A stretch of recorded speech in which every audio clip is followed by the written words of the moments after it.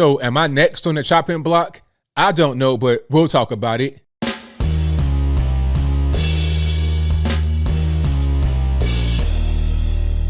How's everybody doing? My name is Anthony Brian Logan, and today we got to talk about YouTube saying that they're going to ban certain channels and they're going to delete videos that promote vaccine misinformation. Now, this is not just about the vaccine that's in the news a lot lately. They're talking about all vaccines. And I'm not really sure how they're going to enforce it, who they're going to enforce it on, because I think it's political. I think it's really a political thing. They may say it's not. They may say, oh, we spoke to the top scientists and doctors or whatever in the world, and here's our new policy. They may say that, but is that true? I remember there was a press conference with Jen Psaki, and she was talking about 9 specific people. She did not name them, but she referred to a study that did name them, guys like Rizza Islam. There's 9 people on Facebook who are the biggest, quote unquote, misinformation merchants when it comes to the shot. So if you have a list for Facebook, why not YouTube? Why not certain things on YouTube that you want to see eliminated? Maybe the federales have that and don't want us to know. So they released this vague thing through YouTube.com. And if you want to see YouTube's statement, I'll place that in the description box. I'll place everything in the description box as always, so nobody can say that ABL made it up. ABL's just talking. I never, ever do that. I always source my content. But let's get to this article from Bloomberg, and it'll break down what's happening here with this ban on quote unquote misinformation a little bit more than what we know right now. And you see the screen before you. YouTube will remove videos with misinformation about any vaccine. So like I was saying, not just the vaccine. And the article reads, YouTube will begin removing content questioning, which is interesting because didn't Nicki Minaj get into some issues with questioning the vax over on Twitter? So is it a political thing? When you have things like this that happen at the same time, they appear to be coordinated. Sometimes it's obvious, like it happens at the exact same time on the exact same day. But maybe they kind of stagger it a little bit to throw us off. I don't know. I'm just talking, asking questions. But they're going to begin removing content questioning any approved medical vaccine, not just those for the virus, a departure from the video site's historically hands-off approach. And one thing they're going to try to crack down on, they may get into it here, maybe they won't, is that when I say the virus rather than what was right there, they may try to take what I'm saying as referring to that.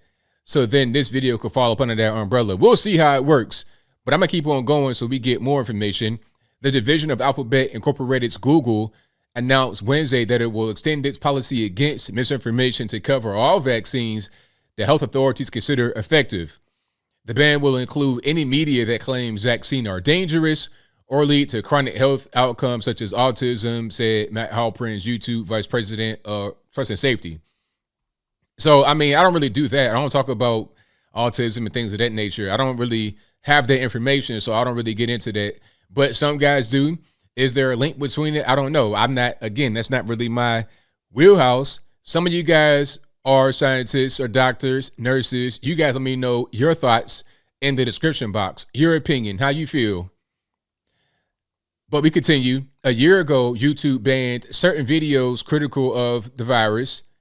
The company said it has since pulled more than 130,000 videos for violating that rule. But many videos got around the rule by making dubious claims about vaccines without mentioning the virus. See kind of what I'm doing, right? Maybe they're talking about me. I don't know, but I doubt it. YouTube determined its policy was too limited. Quote, we can imagine viewers then potentially extrapolating to the virus, Halprin said in an interview. We wanted to make sure that we're covering the whole gamut. And you got some numbers right here. It's just like a little ad, I suppose. YouTube has faced some, but not all, of the same political pressure as Facebook Incorporated and Twitter Incorporated. Exactly what I said before is political for its handling of health information. President Joe Biden and U.S. lawmakers have blasted these platforms for inadequately policing vaccine skepticism and falsehoods. So is it illegal to be a skeptic? Is that a thing that Joe Biden should be trying to regulate? I mean, whether you want to get it or not, I don't care. That's your business. But am I not allowed to be skeptical? Is that frowned upon in this establishment, in this, like, where are we even at? But anyway, politicians and pundits on the right have charged YouTube with censoring speech. That's what that is. Exactly what that is. About 64% of the U.S. population has received at least one shot against the virus, with health experts saying the illness is increasingly becoming a disease of the unvaccinated. Oh, is that right? Well, I mean, why is it possible to catch it and spread it with the shot?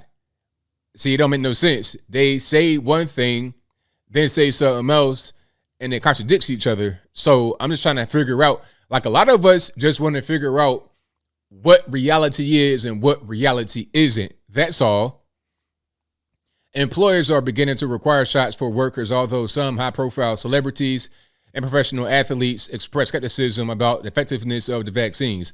I did a video yesterday about my man, Jonathan Isaac, and a bunch of other guys, Kyrie Irving, Bradley Beal. The list goes on. Garth Graham, YouTube's global head of healthcare, said the company didn't speak with the Biden administration about this recent policy update. Sure you didn't. Sure you didn't. Maybe they spoke to you guys about it through a different channel, but you did not speak directly. I know how that whole game goes. But anyway, consulted with health experts. Quote, there's a lot of scientific stability around vaccine safety and effectiveness, Graham said. In February, Facebook said it would ban accounts that repeated conspiracies about vaccines and has tried taking stronger measures to combat vaccine hesitancy. One thing they do on my page on Facebook is there's like a warning where they say this page, like if you try to share something from my page, it'll give you a warning that says this page talks about vaccines. And then it gives you all kind of resources and whatnot to look at that they want you to look at rather than looking at my page. Yeah, they do that. And they also do other things. We'll talk about that, I suppose, in a moment here. To date, YouTube has let people broadcast most anything about vaccines. Its new policy, which goes into effect on Wednesday, will remove several prominent accounts that Biden has criticized. So you didn't talk to the administration, but Biden has criticized specific people and then they get removed. Funny how that works, huh? Anyway, that includes Joseph Mercola, a vaccine skeptic with almost 500,000 YouTube subscribers, and Children's Health Defense, a group affiliated with RFK Jr. Still, YouTube's new rule will have two caveats. However, said the company will allow scientific discussion, videos about vaccine trials, results, and failures. And YouTube will continue to permit personal testimonies, such as a parent talking about their child's experiences getting vaccinated. Now, here's something funny. If videos aggregate these testimonials into one clip or make broader claims questioning vaccine efficacy, then they will be removed, according to Halpern. So you could talk about it on your own, just as a parent, regular normie, something like that. But if that video gets put on a bigger platform and it's discussed, then they don't want that to happen. They want you to get your voice out there, but then at the same time, they don't. Because if you're able to get put into, like, let's say, for example, Joe Rogan talks about your particular case and then a bunch of others at once, and he gets 10 million views in an hour or something like that. They don't want that to happen because that's too much visibility. YouTube has said it has taken down more than 1 million videos since February 2020 for misinformation related to all aspects of the virus. The company also treats certain health videos as, quote, borderline, reducing their appearance in search results and recommendations. YouTube typically doesn't disclose when this happens. There's a lot that was said right there, a whole lot that was said. First of all, the last thing, I'm going to just go from the back to the front. They don't normally disclose when this happens. So yes, they do shadow ban you. Yes, they do reduce reach of certain videos. And I know it. I mean, some videos on my channel, you can see it. It's like, okay, what's going on with that? Like, really? Sometimes it's not a thing people are interested in, but sometimes it's a little bit more than that, right? So that's happening. And you're seeing they're trying to reduce, even if you necessarily aren't going to get removed, they don't want that to be seen, which is what I was talking about. They say if you get put into an aggregate, they don't want that to happen because you can get more views like that. These compilations and whatnot on big channels, they don't want that because of the attention, not because it's aggregated, it's because it gets a bigger platform. That's the actual thing they want to say. And then as I close, it says, Halpern said it's likely the footage targeted under the new policy is already being treated as borderline, meaning it's getting kind of shadow banned. But the YouTube executives didn't share traffic numbers for these videos or how often YouTube systems have recommended them to viewers. Of course not. They're not going to do that. They don't want to be that transparent. They tell you some things, but not everything. There was a lot that was said there. I think, in my humble opinion, again, this is not facts. I don't have a way to verify this, but in my humble opinion, I think what's going on here is that the federales are putting pressure on social media platforms, not just YouTube, but Twitter, Facebook, everybody. Not TikTok because that's Chinese, but that's a different story. And for now, I'll digress. The point is that they're putting pressure on these companies to combat vaccine hesitancy. The Biden administration, they're getting frustrated. They're not able to reach their goals. So they want to point the finger at the internet. Oh, this guy has 500,000, a million subs. He's talking about vaccine hesitancy. Let's get him. Let's reduce his channel. Let's block him. Let's delete him. Delete those videos.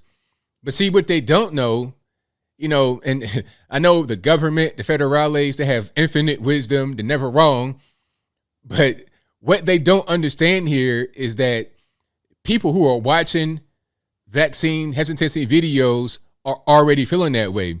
It's just like me when I became conservative and I was trying to find conservative content. I was already feeling that way.